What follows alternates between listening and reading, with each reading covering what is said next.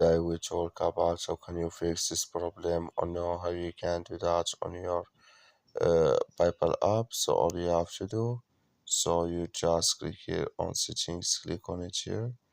When you just click on settings, so then it's going to show for you this like this here. Then you go down, just keep going down, click here on apps, come to apps this here. Indeed, you're looking for PayPal app, or just click on search.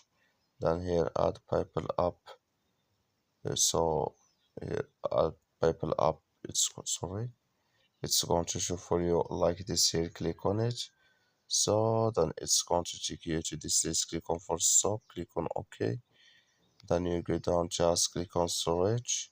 Come to storage list here. So then you just click here on clear cache.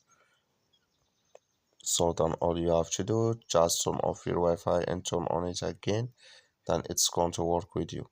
That's all you have to do. Thank you for watching. Don't forget to support us by liking, subscribe.